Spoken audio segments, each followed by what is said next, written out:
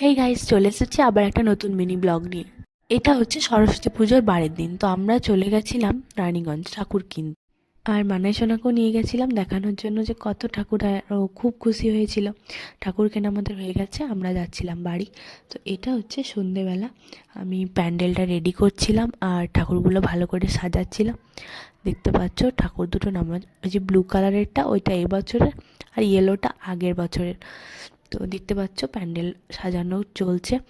আমি বাবুকেই বলছিলাম যে একটু ক্যামেরাটা ধরে দে। তো দেখো কি সুন্দর ও ভিডিওটা করেছে।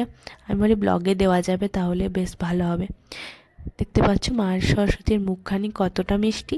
ফাইনালি আমার সাজানো কমপ্লিট হয়ে গেছে।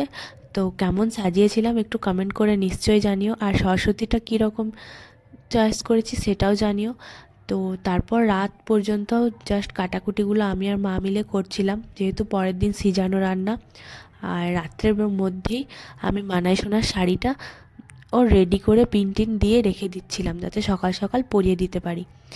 পুজোর দিন সকাল সকাল স্নান সেরে পুজো রেডি করার জন্য বসে পড়েছি।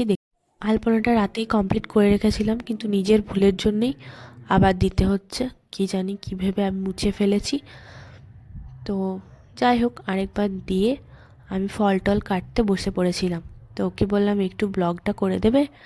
তো ওকে দিয়ে ক্যামেরাটা ধরা করিয়েছিলাম। তো দেখতে পাচ্ছ থালাটা সাজানো হয়ে গেছে। তো কিছুক্ষণের মধ্যেই পুজো করতে চলে এসেছিল।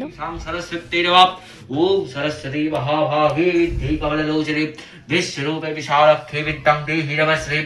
ওম নিবন্ধে গুরু ব্রহ্মা গুরু বিষ্ণু গুরু দেব মহেশা গুরু সাক্ষাৎ পরম ব্রহ্ম তস্मै শ্রী গুরবে নমঃ। তারপর চলে গেছিলাম মাইমাদের বাড়ি। তো এটা ছিল ভূমির সরস্বতী। আর এই যে আমার ছোট্ট সরস্বতী, ওই যে ঘুরে বেড়াচ্ছে দেখতে পাচ্ছ। ওর খুব পছন্দ ব্লু, তো ব্লু কালারের শাড়ি পরবে।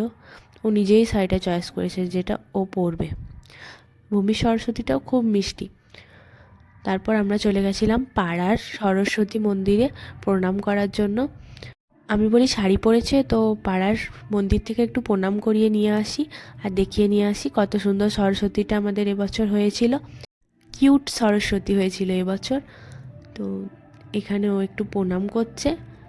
তারপরেই বাড়ি চলে গেছিলাম। বাড়ি গিয়ে চাপিয়ে দিয়েছিলাম সিজানোর রান্না। মা আর আমি মিলে রান্নাগুলো করেছিলাম। তো ব্লগটা এখানে শেষ করছি, টাটা।